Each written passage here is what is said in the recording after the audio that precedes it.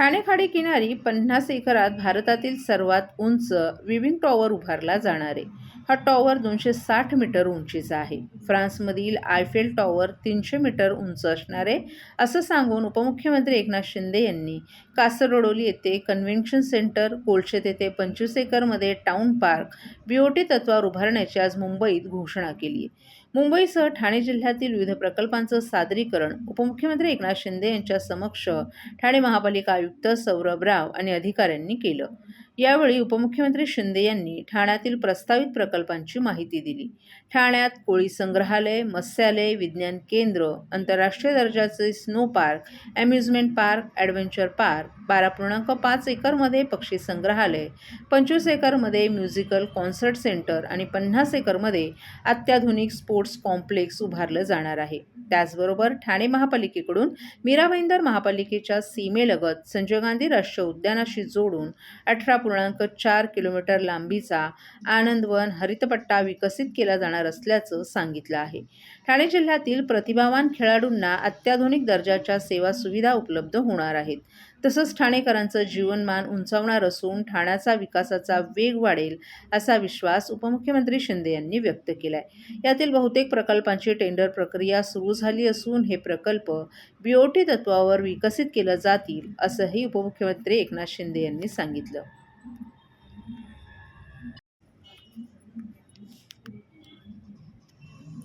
स्थानिक स्वराज्य संस्थांच्या निवडणुका महायुतीत लढवाव्यात याबाबत महायुतीतील वरिष्ठ नेत्यांचं एकमत झाले. मात्र स्थानिक पातळीवर पदाधिकाऱ्यांचे आणि कार्यकर्त्यांचं एकमत होत नसल्याचं दिसून येत आहे. त्याचंच उपमुख्यमंत्री अजित पवार यांच्या राष्ट्रवादी काँग्रेसनं मोठी घोषणा करत ठाणे महापालिका स्वबळावर लढण्याचं जाहीर केले. राष्ट्रवादीचे शहराध्यक्ष नजीमुल्ला यांनी पत्रकारांशी बोलताना स्वबळाचा नारा दिलाय. त्यामुळे महायुतीत बिघाडी झाली असल्याचं दिसून येतंय. लोकसभा आणि विधानसभा निवडणुकीत भाजप, शिंदेंची शिवसेना आणि अजित पवारांची राष्ट्रवादी या 3 पक्षांनी एकत्रित निवडणूक लढवल्यात. त्यामुळे स्थानिक स्वराज्य संस्थांच्या आणि जिल्हा परिषदेच्या निवडणुकीत देखील महायुती म्हणूनच निवडणुका लढवण्याचं एकमत वरिष्ठ नेत्यांमध्ये झालं आहे. मात्र मुख्यमंत्री देवेंद्र फडणवीस यांनी पुण्यात शिंदेंसोबत युती तर अजित पवारांसोबत मैत्रीपूर्ण लढत होणार असल्याचं सांगितलं. 2 दिवसांपूर्वी भाजप आणि शिंदेंच्या शिवसेनेच्या नेत्यांनी महायुतीतच निवडणुका लढण्याचं जाहीर केलं होतं.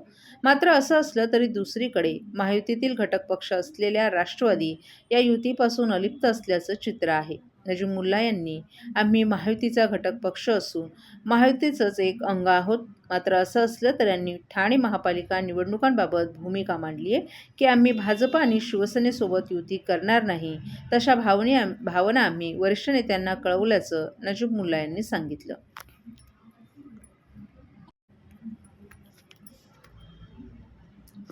आधुनिक लॉजिस्टिक पार्क्स पीओपी तत्वावर विकसित करण्याच्या खासदार नरेश म्हस्के यांच्या संसदेत सूचना.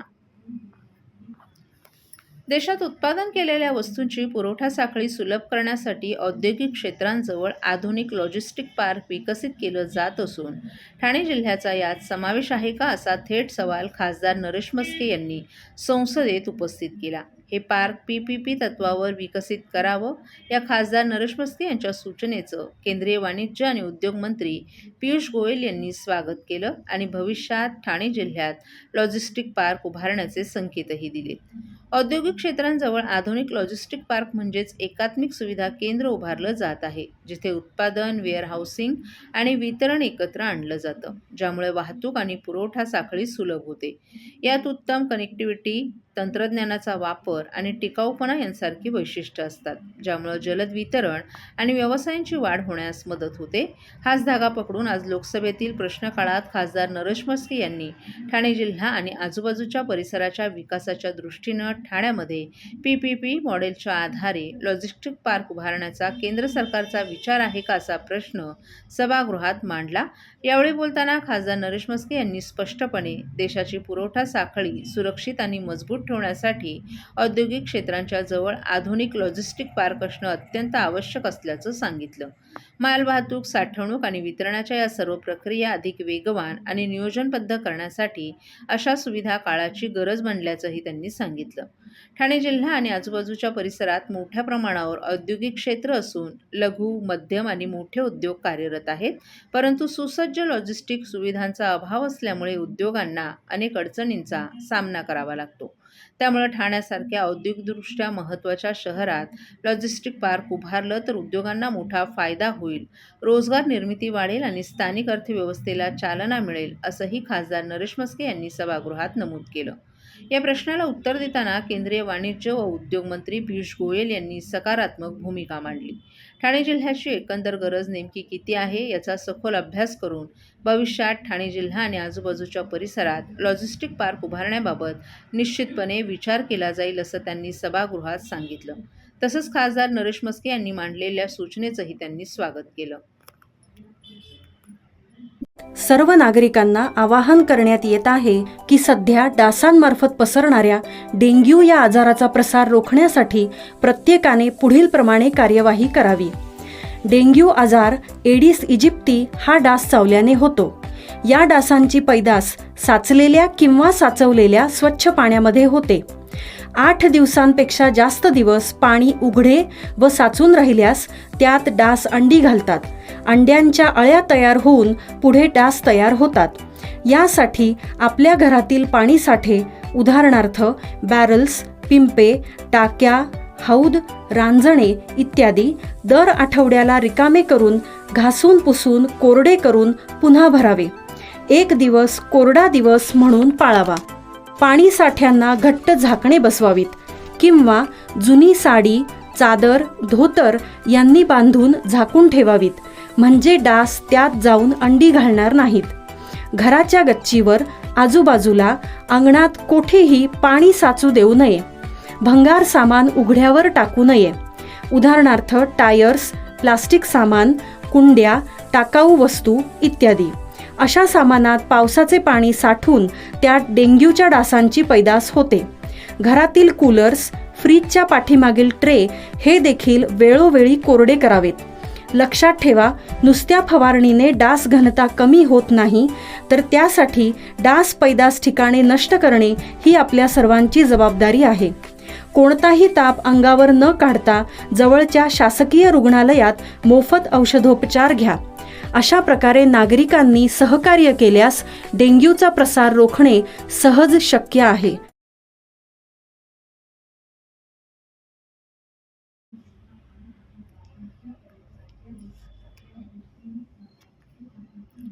गेल्या 4 वर्षांपासून प्रशासकीय राजवट असलेल्या ठाणे महापालिकेच्या निवडणुकीचं बिगुल अखेर वाजलं आहे.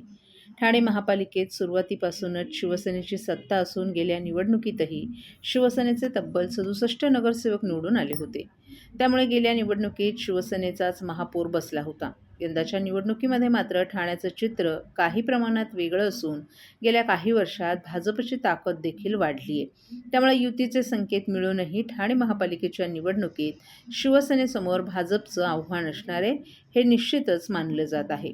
राज्य निवडणूक आयोगानं सोमवारी पत्रकार परिषद घेऊन महापालिका निवडणुकांसाठी आचारसंहिता सोमवारपासूनच जाहीर केली आहे. त्यामुळे गेल्या 4 वर्षांपासून प्रशासकीय राजवट असलेल्या ठाणे महापालिकेची अखेर सार्वत्रिक निवडणुकीचा मार्ग मोकळा झाला आहे. ठाणे महापालिकेची सार्वत्रिक निवडणूक ही 2017मध्ये घेण्यात आली होती.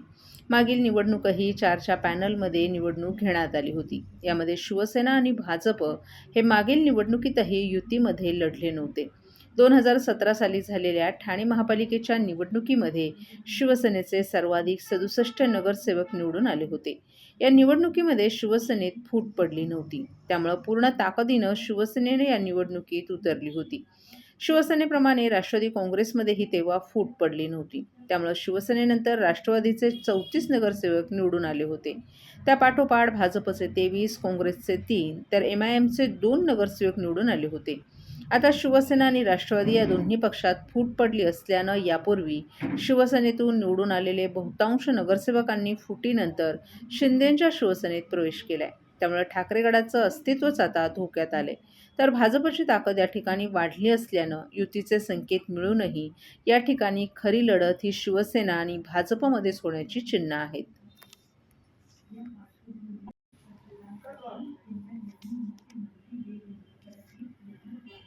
चंदनवाडी परिसरात स्वामी समर्थांच्या पादुकांचा दर्शन सोहळा संपन्न.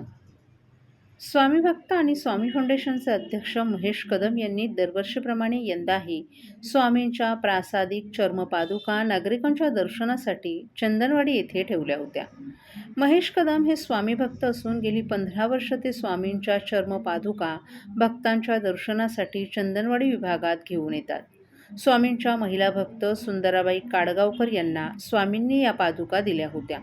हरणाच्या कातडीच्या या चर्मपादुका असून स्वामींच्या 22 वर्षांच्या अवतार कार्यात या पादुका त्यांनी दिल्या होत्या.